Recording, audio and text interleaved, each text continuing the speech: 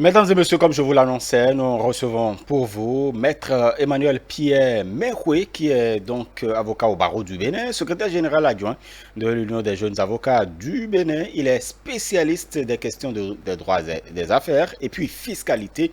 Et c'est avec bonheur que je le retrouve encore ce soir. Bonsoir à vous, Maître. Bonsoir Romuald. Vous allez bien? Très bien. Voilà, nous allons parler aujourd'hui des institutions en charge donc du domaine et du foncier et vous allez nous dire quel est l'intérêt pour un pays de disposer d'institutions en charge de ces questions-là. Il faut rappeler que la gestion du patrimoine immobilier, que cela soit de la propriété de l'État ou des individus, est une question importante. De sorte que tout État qui se respecte doit pouvoir avoir un ou plusieurs organes qui gèrent de manière efficace le patrimoine immobilier de l'État. Il faut rappeler que tout investisseur qui veut venir dans un État a besoin de s'installer. Et pour autant que nous n'avons pas encore la possibilité de nous installer sur Mars ou sur d'autres astres, sur d'autres planètes, il faut forcément sécuriser ce fonds-là. Donc c'est une question importante. Et les investisseurs, quand ils s'intéressent à vos pays, ils demandent en matière immobilière quels sont les organes de gestion. Est-ce que si on achète un immeuble, par exemple, est-ce qu'on est sécurisé? Or, la sécurisation de ces domaines dépend essentiellement de la gestion qui en est faite. C'est pour cela que depuis l'avènement du code foncier domanial, la gestion aujourd'hui est centralisée, mais il y a toujours des organes au plan local, au plan régional, pour gérer au quotidien tous les actes translatifs de propriété qui s'opèrent. Sinon, on croyait qu'il y avait seulement, depuis quelques années, on a affaire quand même à une seule agence, on croyait que justement il s'agissait d'un seul organe qui gérait le domaine et le foncier au Bénin. Non, il s'agit d'une centralisation des opérations de gestion, il faut le rappeler. L'Agence nationale du domaine et du foncier, bien entendu, est le bras opérationnel de l'État. Il faut même, au-delà de cette agence, rappeler qu'il y a le Conseil consultatif foncier, qui est un organe dont le président est le président de la République.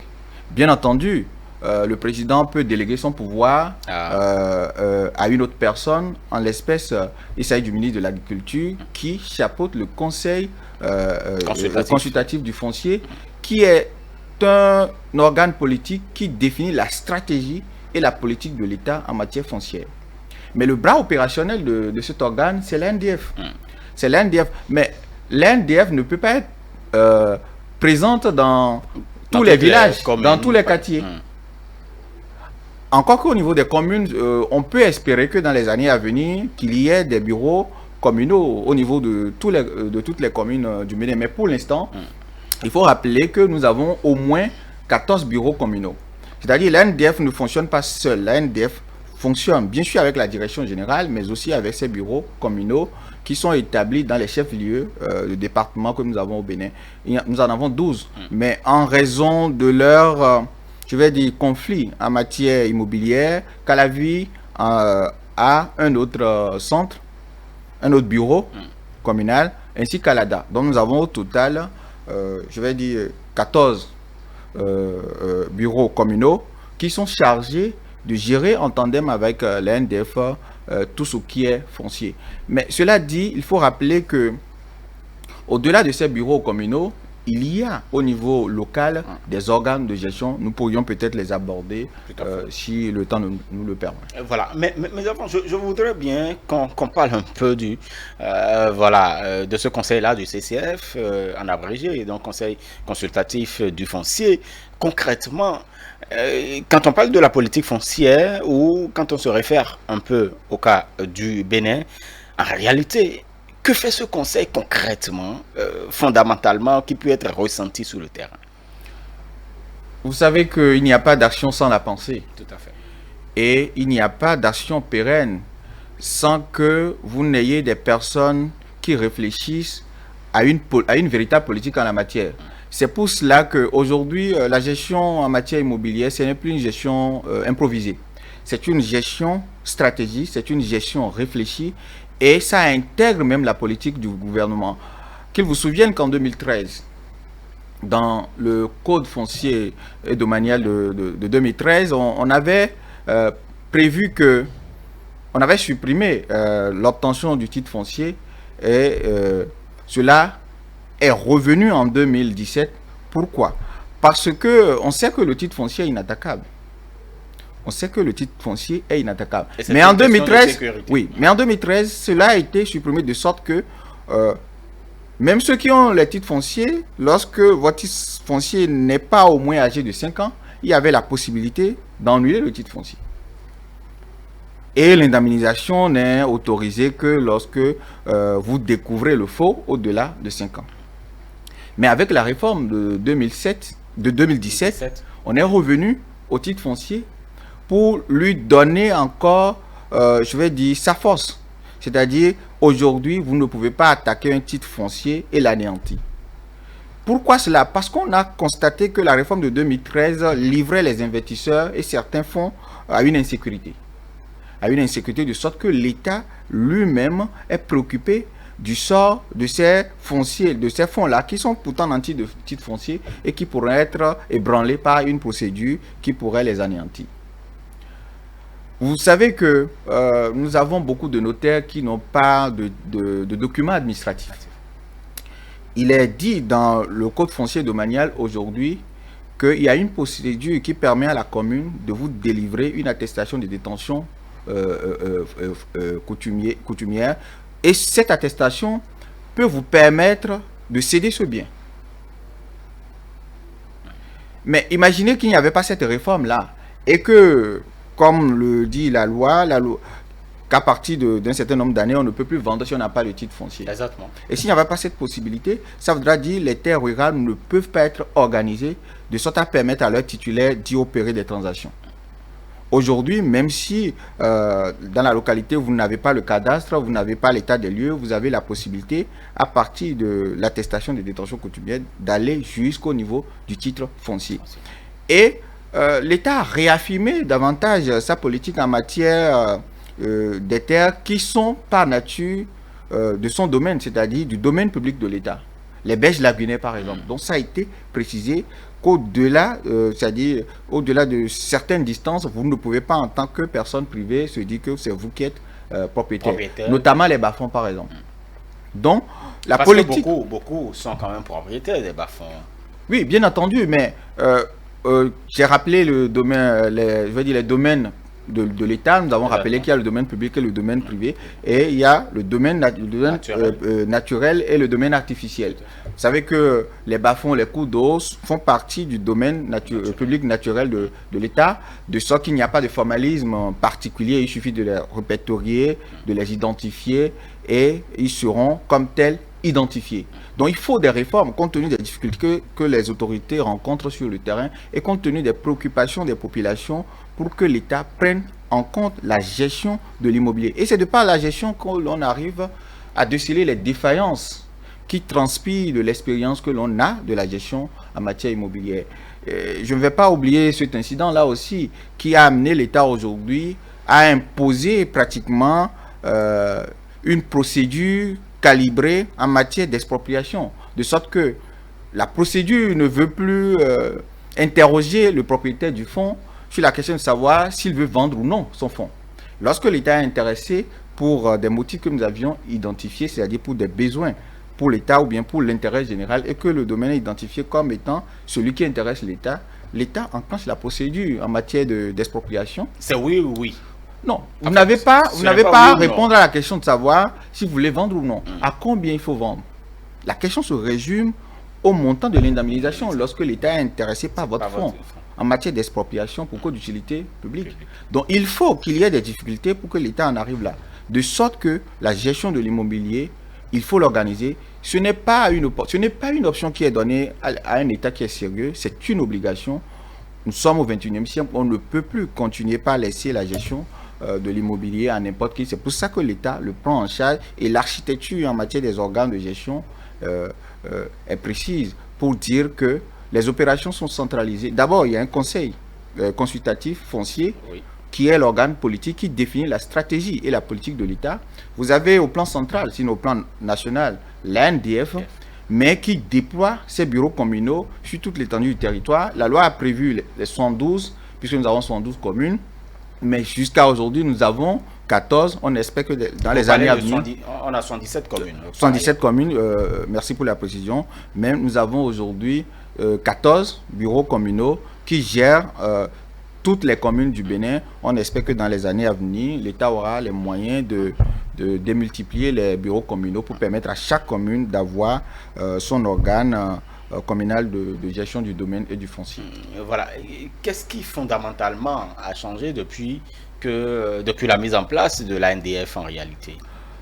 L'ANDF a arraché aux autorités communales beaucoup d'attributions qu'elles s'attribuaient, je vais dire, peut-être par ignorance ou peut-être par envie de gérer plus de pouvoir que l'on en a.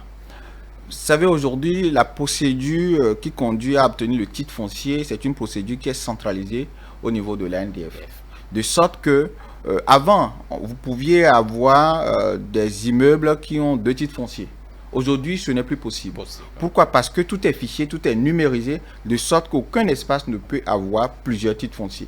À moins que ce soit par des opérations de morcellement. Et nous savons que lorsque vous avez un fonds plus étendu, on a la possibilité de morceler, d'attribuer des numéros aux acquéreurs différents. Mais cela ne veut pas dire que c'est un nouveau titre qui est créé. Donc ça apporte, on en a d'ailleurs parlé, ouais. Le fait de centraliser ces organes-là apporte une sécurisation dans les transactions en matière foncière. Ça, c'est la première chose.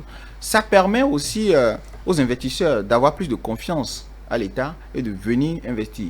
De plus en plus, vous avez des agences de gestion immobilière qui se créent pour assurer la promotion immobilière. Et pour la plupart, ce sont des agences, lorsqu'elles sont prêtes à investir, construire des immeubles pour pouvoir revendre, elles prennent toujours, je vais dire, la garantie d'en avoir des titres fonciers. De plus en plus, la procédure d'obtention de titres fonciers a été, je vais dire, renforcée.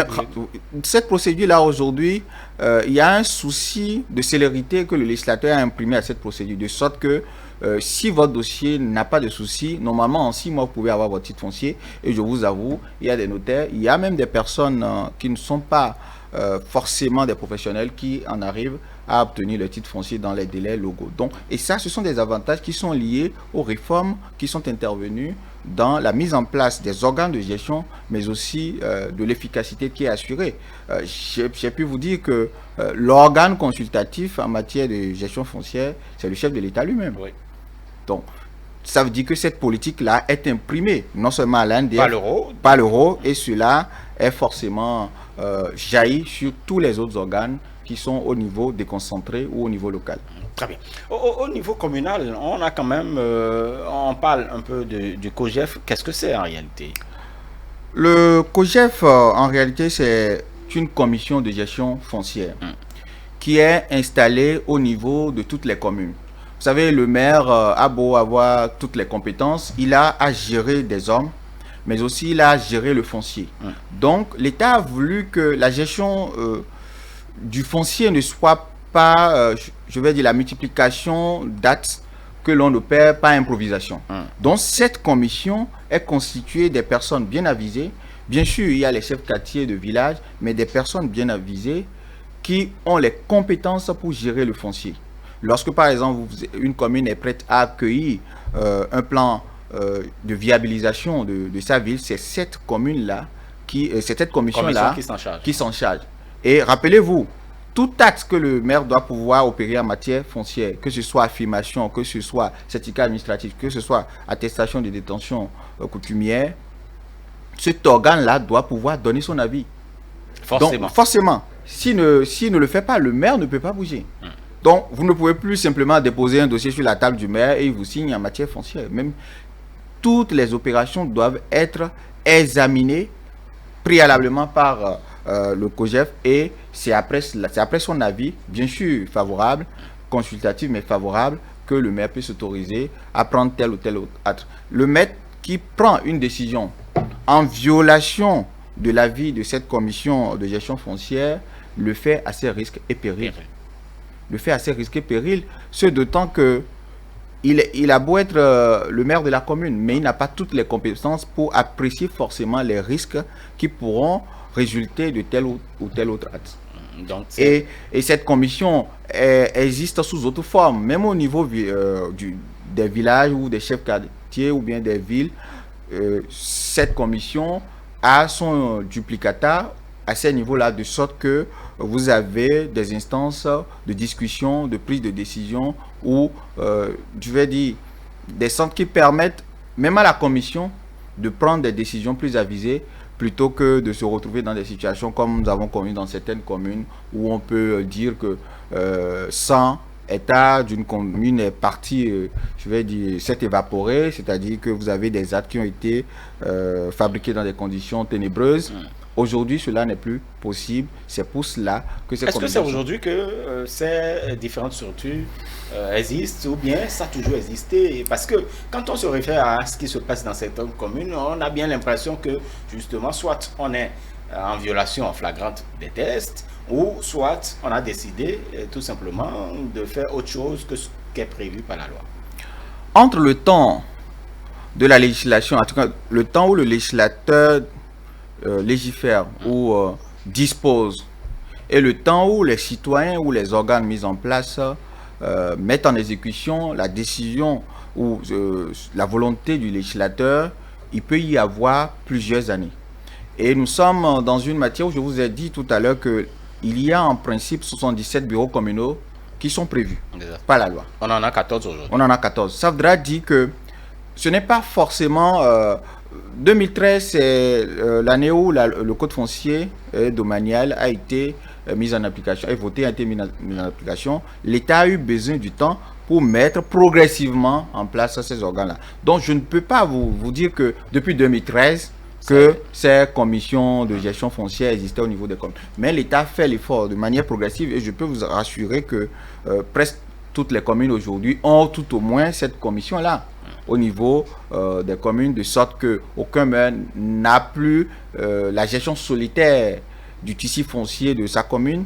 Il est obligé de se référer à cette commission. Lorsque vous introduisez même un courrier au maire en matière de gestion immobilière, il est obligé d'affecter ce courrier-là à cette commission qui l'étudie et qui lui donne un avis technique avant qu'il ne prenne une décision. Et même les décisions d'expropriation pour cause d'utilité publique que le maire peut opérer à son niveau, puisque nous avons rappelé la dernière fois que l'expropriation pour cause d'utilité publique peut s'opérer au plan central comme au plan communal. Exactement. Cette commission est fortement impliquée dans la prise de toutes les décisions. Très bien. On va parler quand même, il y a une structure qui existe, qui doit exister. Il s'agit quand même du fonds de dédommagement foncier, le FDF. En réalité, c'est concrètement quoi? Le fonds de dédommagement foncier, c'est un fonds qui a plusieurs missions. D'abord, c'est un fonds qui est sollicité lorsque l'État, pour des questions d'insécurité ou d'exécution d'une décision de justice, dont les conséquences sont irréversibles pour la population, l'État met en œuvre ce fonds-là. La loi de 2013 a prévu que c'est un organe. Mais aujourd'hui, il faut rappeler que dans la loi de finances 2020-2021, aujourd'hui, c'est devenu une ligne budgétaire. Une ligne budgétaire, c'est-à-dire qu'au plan national, dans le budget national. Dans le budget national, cette année, le budget de cette ligne-là, ça tourne autour de 14 milliards de francs CFA. Et c'est l'ANDF qui exécute ce budget-là, bien entendu avec le directeur général du budget national.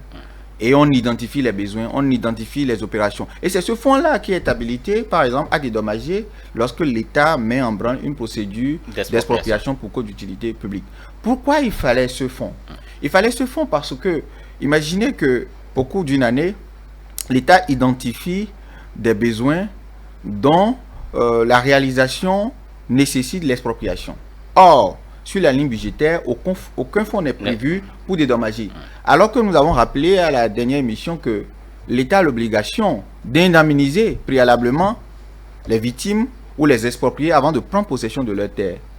Et on sait que la procédure ne peut pas excéder 1 an. Lorsque nous sommes en matière d'urgence, à peine 3 mois. S'il n'y avait pas un fonds qui soit prévu pour répondre de ces urgences, qu'adviendra-t-il de la procédure? Est-ce que la procédure pourrait aller jusqu'au bout? Donc, l'État qui est prévoyant a l'obligation d'instituer ce fonds-là et de pouvoir l'alimenter régulièrement. Et c'est ce qui a fait cette année, par exemple, où ce fonds-là bénéficie au moins d'une ligne de plus de 14 milliards de francs CFA pour s'occuper de ces opérations de dédommagement. Cela est de nature d'ailleurs à rassurer les populations qui peuvent à tout moment être la cible de ces procédures d'expropriation pour cause d'utilité publique, de s'assurer que, bien entendu, l'État a les moyens et dispose des ressources pour pouvoir indemniser. Et donc, on anticipe sur ces questions-là. On ne peut pas savoir combien on peut dépenser par an. Vous savez, le budget, ce n'est qu'en réalité des prévisions. Même en matière de recettes, en matière de dépenses, ce n'est pas que si l'État vous dit pour l'exercice 2020-2021, je vais dépenser 2000 milliards, ce n'est pas que les 2000 milliards sont déjà au trésor public. L'État prévoit au cours de l'année 2020-2021, de par les recettes attendues et les financements, de se retrouver avec 2 milliards et quelques de revenus ou de recettes. Et c'est en fonction de ces revenus qui sont prévus, qui sont escomptés, que l'État aussi détermine les dépenses à faire. De sorte que, bien entendu, l'État a des projets. Dans tout budget, il y a des activités qui sont prévues. Donc l'État peut, je vais dire, au moins à 60 à 70%, savoir quelles sont les opérations qui probablement pourront l'amener à exploiter. Parce que il y a la phase d'identification du projet, il y a la phase de l'implantation du projet ou d'identification du besoin et de la satisfaction de ce besoin-là. Donc, un État qui prévoit doit pouvoir anticiper, mais pas de manière précise, mais plus ou moins l'État doit pouvoir savoir au cours de l'année 2021 s'il doit être amené à exproprier des populations dans telle ou telle localité et prévoir une ligne budgétaire. Et c'est ce qui est fait cette année. On constate parfois que pour des raisons de mésentente ou de conflit entre populations, l'État se décide à exproprier, par exemple, pour cause d'utilité publique, un espace. Quand il s'agit de ça, c'était peut-être pas prévu et que l'État vole au secours des populations pour quand même la quiétude, la tranquillité dans la zone. Est-ce qu'en réalité, ce fonds également y contribue?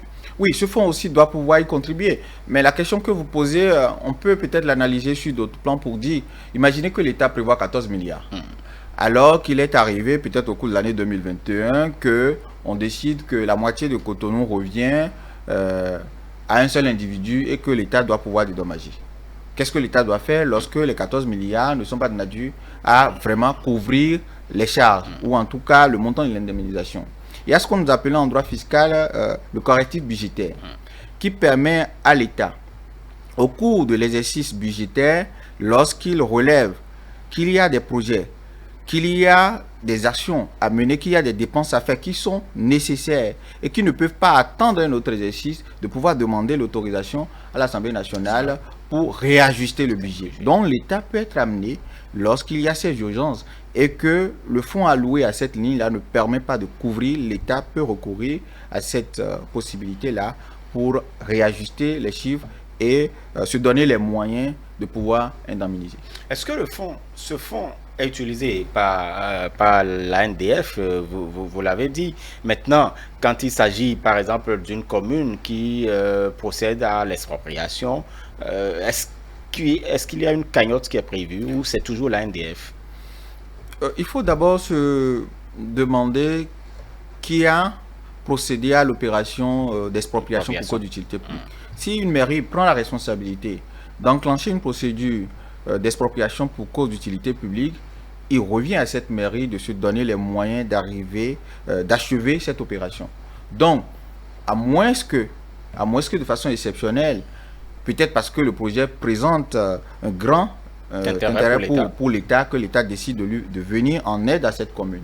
Et cela dit, l'État peut même s'approprier la réalisation de ce projet-là, même si c'est au plan local, parce que l'État a intérêt à ce que ce projet voit le jour et que cela impacte la vie non seulement des populations ciblées, mais de toute la nation, de tous les citoyens du pays. Donc ça peut arriver que l'État peut venir. Mais le principe est que l'État, la commune qui prend l'initiative d'emprunter cette procédure doit pouvoir se donner les moyens, et les communes ont des budgets, vous le savez. Tout à fait. Toutes les communes ont leur budget qui est voté par le conseil communal, et à la tête de ce conseil, vous avez le maire qui exécute normalement ce budget-là chaque année. Donc, si quelque chose est prévu, on doit pouvoir identifier des lignes qui permettent à la commune de faire face à ses besoins si éventuellement la mairie compte utiliser ce pouvoir pour exproprier telle ou telle population en raison des projets définis. Très bien. Merci beaucoup à vous, Maître Emmanuel Pierre Meroui. Chers amis téléspectateurs, vous avez bien retenu maintenant les différentes structures qui existent, les différentes institutions en charge justement du domaine et du foncier. À part la NDF, vous avez entendu parler donc de ce conseil consultatif du foncier et puis du COGEF par exemple, ou de ces structures qui existent également au niveau des villages et de ce fonds de dédommagement du foncier. Donc c'est important de noter ces différentes, d'avoir ces connaissances pour ne plus se tromper en matière de gestion donc du foncier du domaine. Merci beaucoup à vous, Maître Emmanuel Pierre Meroui. Je rappelle que vous êtes avocat au barreau du Bénin, vous êtes le secrétaire général adjoint donc de l'Union des jeunes avocats du Bénin. Vous êtes spécialiste des questions touchant au droit des affaires et fiscalité. Merci, on va se retrouver vendredi prochain, voilà, et puis pour d'autres thématiques, bien évidemment.